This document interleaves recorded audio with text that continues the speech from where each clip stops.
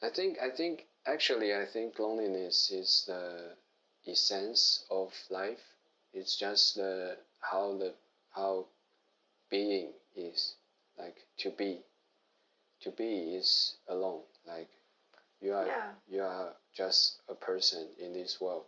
Yeah, you're just by yourself. You are throughout the whole, you can say, journey or whatever. And when you were born when you were born, when you were thrown to this world, like you are already just one person. Yeah. And but in your country, when you are growing up, you have a lot of accompany from the family members, from friends. So this kind of essence is being like covered from something, from love, from relationship. Yeah. And I think a very like strong experience I have here is like you have to beside what I said, I brought those the emotion I brought to New York, and the loneliness I have to face is that you have to also think about what's the meaning of being here or being in this world, because you are really just you realize that when you leave your original country and came to a foreign country, and so that loneliness, to me it's not good or bad. It's just you have to finally in the end you have to just to deal with it.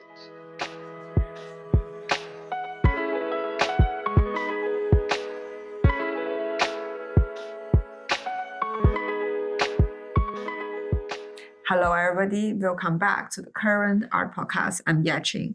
And this is my friend, but also filmmaker Chenhao Chang.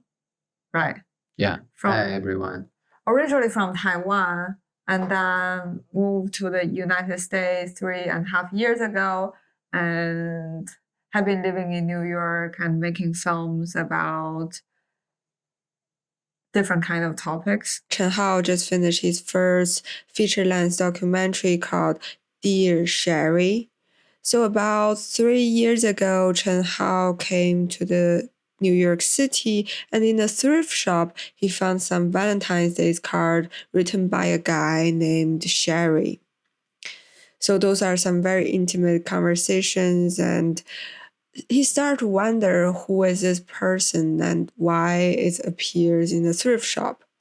So this whole film is about this journey to search for a guy named Sherry, to encounter different kind of people, but also confront with like different social issues that he observed, and also about his own complex emotion when moved to another country.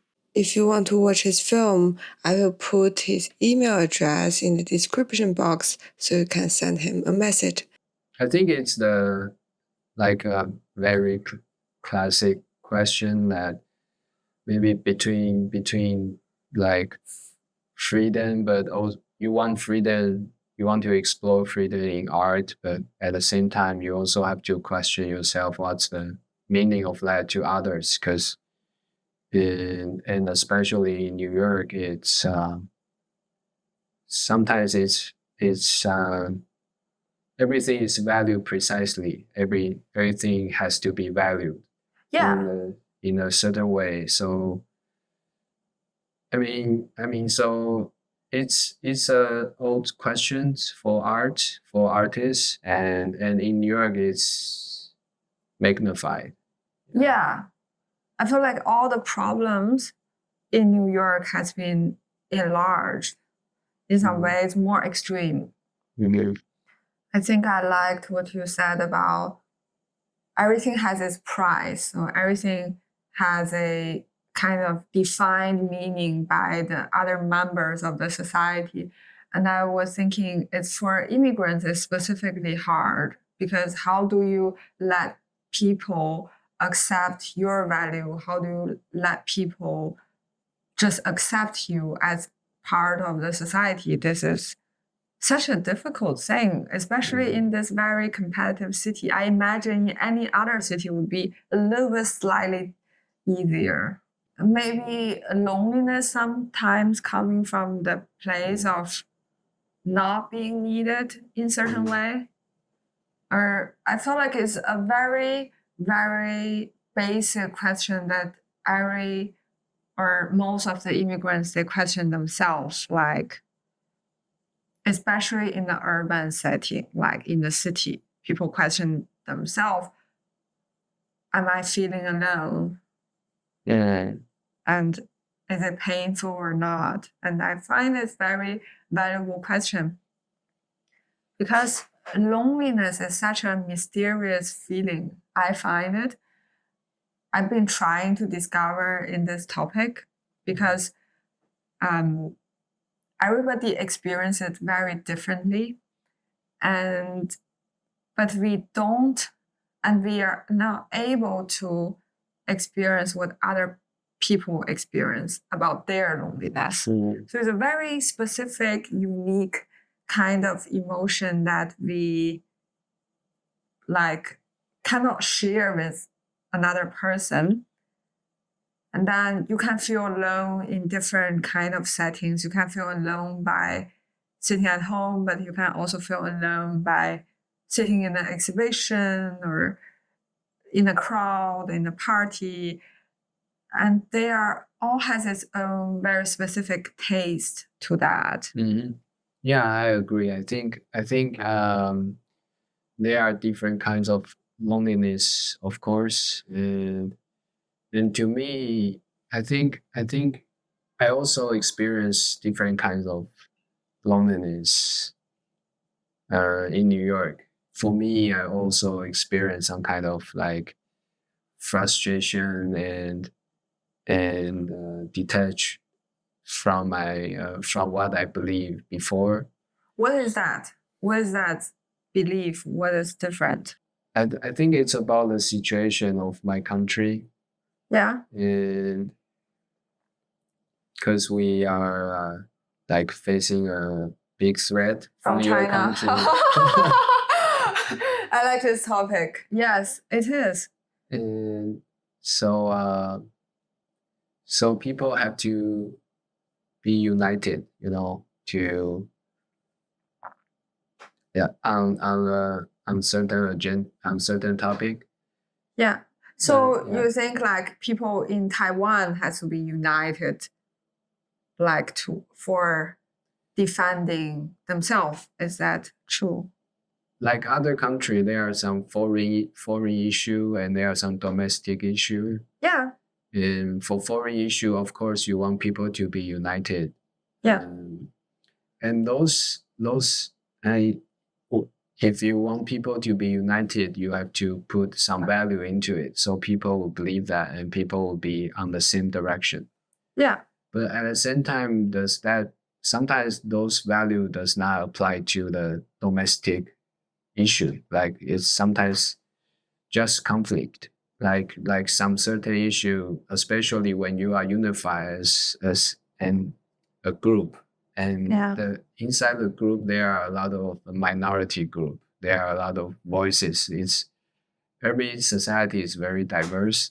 Yeah. But you have to when you are asked to be united, and those values sometimes be sacrificed.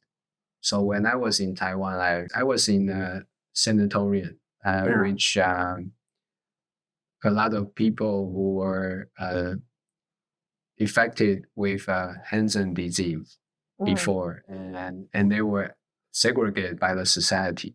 And yeah, I was just there before I came to the US, and we were fighting for some human rights and basic rights for and to justify stigma from the society. Yeah. And sometimes when you are criticizing the government, it's in a way it's to some people it's putting a threat to the so people won't be unified, like Understand. yeah. Because of to facing the international threat, you have to be like a one Yeah. unity, but then inside of this unity, people still find there are so many different kind of conflicts within. Yeah. Yeah. So I had a hard time like dealing with this this contradiction, Yeah. this conflict, and it was so then I choose to escape to the US. Growing up, we have to study a lot of things about China. Yeah. And so I was interested in this country. And, but when growing up, you also know that China want to like take over Taiwan. take over Taiwan, and so it became like it became some kind of you become defensive toward this country. Yeah. Like yeah, and yeah, of course they are putting threats to Taiwan every day. Yeah. And yeah, and so but I personally I don't hate Chinese people. No, It's okay. You don't have to say that. You can't hate me. there are always news from medias that yeah, the Chinese government are planning for invasion or some military threats. Yeah, there's military practice, for example. Yeah, yeah. So of course you have that kind of fear that this will one day become a reality, and but it's not just the military threat. Those are very direct threat you can see. It's also from every other places like other international stages like other international organization or even some attack on the social media or something. Yeah, it's everywhere, and so it's tough to be alert all the time. So people will sometimes get tired of it, and you, but when you start to get tired of it, and the attack would like invade deeper. You just have to be aware every single day, and it's very hard. Interesting. So, were your escape successful? Like you Yeah. moved to United States and were you it seems like that you still have those things on your mind. No, I think over these 3 years I have been clarifying about the emotions, and I think I have at least find some ways to keep going. Yeah. Yeah, I think I at least for now I feel I'm ready to be back home. Yeah, I see Taiwan as a person, and Yeah. I ask her, I ask it to do a lot of things, but it's he never respond. But country is not really a person. Yeah. Like you're afraid of being attacked or every day. So I think we always tied ourselves with Taiwan closely, with this country closely. So there is some kind of illusion that it's you and you are it, like a lover relationship. Oh, interesting. I have never tied myself to China so closely. And I feel like Chinese education or Chinese society has a very um, strong intention that they wanted us to be part of it. So there's like also this defensive mechanism that you wanted to separate. You don't want to be part of the ideology that you feel like I do not want to be part of the society, or this is how I feel. I cannot present everybody in the society. And I want to feel like this loneliness. I want to feel this unfamiliarity of something. So in a way, you choose to be lonely. I thought so. Yeah, because I think Asian or East Asian society is always very close with each other. Like the distance in between people and people. So I feel like I want to have my own space in society, and I could not find that in like China. I find it very difficult to be myself in some way.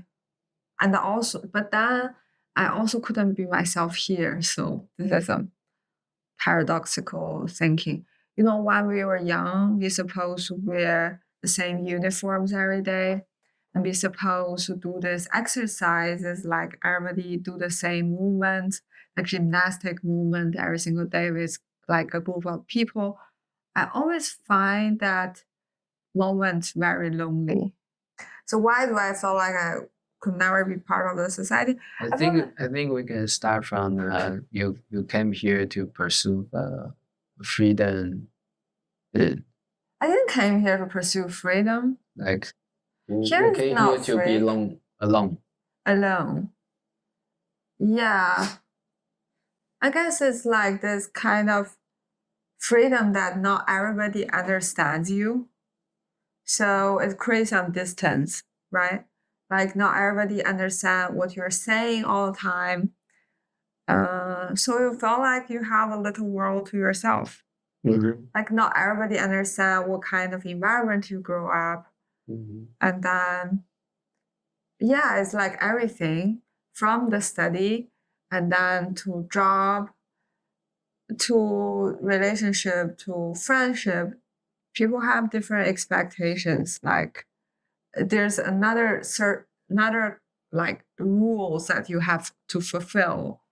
And I'm happy that I do not need to fulfill the Chinese version of that rule anymore. I can be an outsider somehow. I guess that's my immediate thought, that I could be outsider of American society and also special in some way. That, yeah, maybe it's that loneliness that I pursued. I think actually I think loneliness is the essence of life.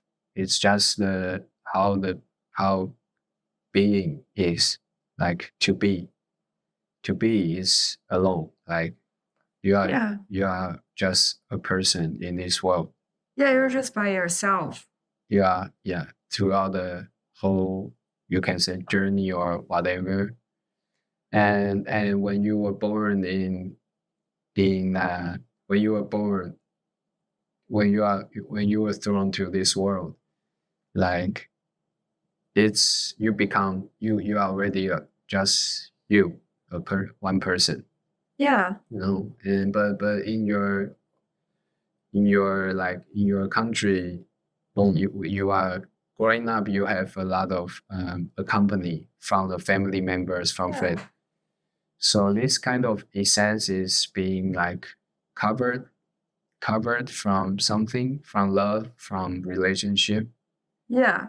And I think a very like strong experience I have here is like you have to beside what I said, I brought those emotion, what the emotion I brought to New York, and the loneliness I have to face is that how do you have to also think about what's the meaning of being here or being in this world, because you are really just you. You realize that when you leave your original country and came to a foreign country.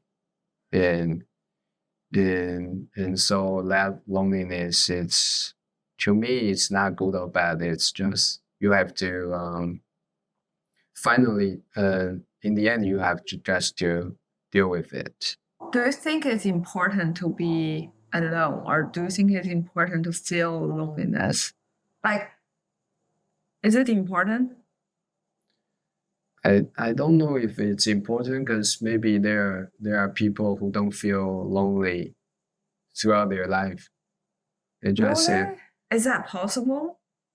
I don't know. I think to deal with loneliness is a good assignment in life. You know, good task. Like yeah, it's good to recognize loneliness and then deal with it. But I don't know if it's important to everyone. Yeah, I maybe some people just don't feel lonely. I don't know.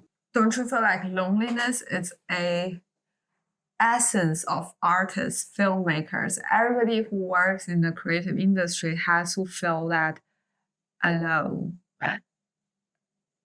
Because from a person who is creating something, Yeah.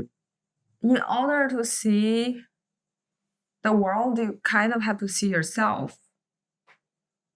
And then you cannot see yourself when you meet a group of people. It doesn't work in some way. When I'm really being alone, like in the middle of the night, I have to face myself, like self-facing, to see what do I really hate myself about, what do I really support myself for. So all those questions, I'm not going to ask myself now, because I'm with you. I have questions towards you, and we have things to talk about that is so it's put my attention away.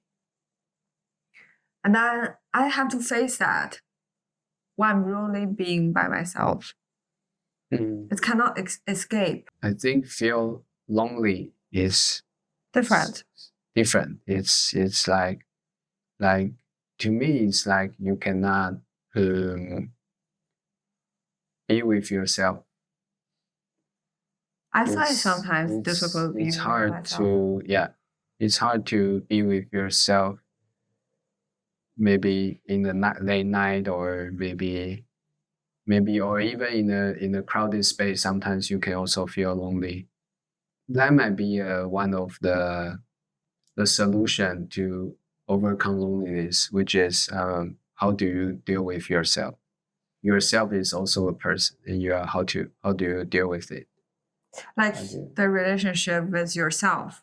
For example, I've been working on some project about my etching, about my performances, and I face this very essential question about why am I doing that? Like, what is the meaning of making works constantly, like making artworks constantly? What do I try to say and express? And I felt like I could not get to the essence of the problem unless I get to the essence of myself. I can start to face those problems. I can make myself be aware of myself. And I couldn't do that if I'm just trying to escape loneliness. And I have the feeling I have to feel like really to think about like the things I feel ashamed of. And there are plenty of them. Yeah, I felt so. It's very different from what other people sees you rather than you see yourself. It's completely two different things. I could never see myself clearly, and I can never make a work that directly deliver one message to my audience. This is it. Mm. Yeah. I could never feel like I can see myself very clear. There's always like this kind of foggy thing, and I could never see it, touch it, feel it very clearly. Like it's frustrating. Yeah. So, but I'm learning to accept this kind of confusion. I think this is first step to self-effacing, to being alone, to loneliness, is just to accept it feels fucked up. I don't know. I don't know how everyone find meanings in their work in the end. But I just feel like it's if you are making a film, if you are making art, you have to accept that there's a. Of course, you want to explain to people about your project, Yeah. but at the same time, it's sometimes it's not gonna work. Sometimes you are not gonna to know what this project is about. But it's okay. I think as long as you still have a passion or a feeling or a certain kind of feeling that you cannot explain, and you even after a long time you still have that kind of feeling, then it's okay to keep going. I think, and I believe one day you, as long as you don't give up, you can find meaning. But that I think the toughest process is to deal with the the period that you don't find meaning or you find it hard to explain to people. Yeah. It's very interesting. And I have a period of time I don't know how to introduce myself.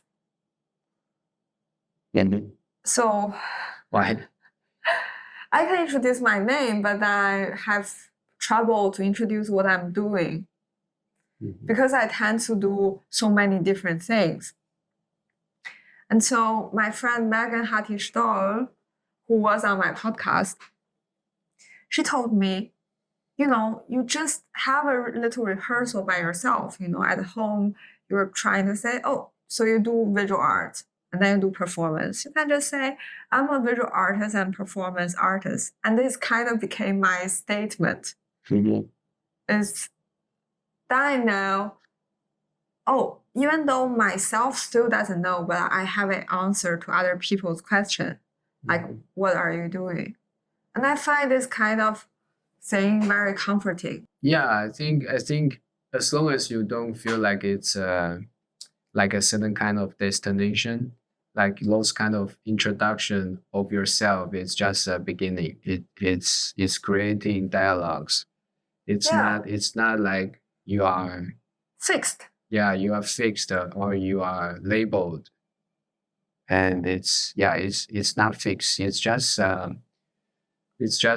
open up something. Maybe it's just giving people the direction you want to open up, the direction of conversation, dialogue you want to open up.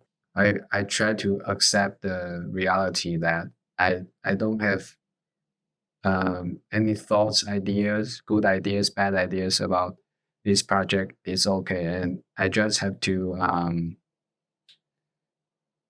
keep the momentum going. And by saying that, it's not just focus all the time on your project. Is you can also go somewhere else, or talk to people, or do whatever you want. It's you have to keep your life keep um, like like water. You have to keep it flowing. Yeah. Not really stop at this moment and really have to ask yourself to fix the problem right now. It's not gonna work. And I was speaking to another podcast, and then she asked me, how do you earn money? I said, I don't really earn a lot of money. I just have support from my family, from some little fundings, from little jobs that I did. Mhm. And I feel very shameful about it. And I just start to accepting, this kind of shame. Yeah, I was not making effort to be on my own. Yeah, I just don't know how. I mean, I'm trying. Recently I started to socializing a lot. I started to get to know like different kind of people who might offer me a job. In every party, I try to talk with people, exchanging contact, and to tell them what I'm able to do. Sometimes, like this depressive feeling really kicks in. Mm-hmm. I thought everybody was born in a way has their shortcomings. Maybe somebody has insomnia, they cannot sleep, or somebody has any kind of injuries. And I'm so healthy, like physically, and then I can do all the different kind of things except push up. And then I'm so creative. I can speak multiple languages, and then I know all that. But then sometimes I'm so depressive, I cannot save myself from that. And I start to realize that this is just my shortcomings. And I have this problem at that. I have to accept that problem. Sometimes I just depressed and I couldn't do things, and I have to accept that I cannot do things because of that. Like everybody has their own little thing going on. And then I realized it through our conversation, this is okay to not be solved. Is it okay to feel valueless sometimes? Mm-hmm. Is it okay to be supported when you cannot walk? I mean, metaphorically. And yeah, it's okay to be like that somehow. And the more I learned from my life, from my work, the more I realize that there are many things that you cannot just push it. Mm-hmm. It's you want to change what is so sucks right now. You want to change what is so wrong right now. It's not going to be fixed. It's just, right? It's you're not going to solve the problems. Mm-hmm. I learned during this year that you have to really be honest to yourself and know where you came from. Try to be honest and accept that you are a certain kind of person, which is not very perfect, but it's okay. It's not like you are okay with everything, but it's like okay, I know, and that's what I am, and I'm not going to forget that. But at the same time, you have a direction you are going. And I mean, you just need to be honest about that. If you want, you can push yourself, and yeah, I just feel like as long as you recognize that, and it's yeah, and that's enough, I think. And you know you are not going to stay in this situation Forever. I mean, I have a lot of fears about my personal life, but professional life, but also personal life. I guess this has to be a problem about honesty. I feel. Mhm. Oh, Yeah, you are very honest in this episode. I think you can be a bit dishonest with the world, but you have to be very honest with yourself about your desire, about the things you're afraid of, the mistake that you made, and then the shameful things that you felt cannot accept. So all that. And maybe also good things. Anyway, thank you so much for being on the podcast. Thank you. Before you go back to Taiwan, Mel, thank you so much for watching and listening. I will see you next Sunday. I'm available on YouTube Podcast, YouTube Music, Spotify, Apple Podcasts, and Pocket Podcasts. See you next time. Ciao, ciao.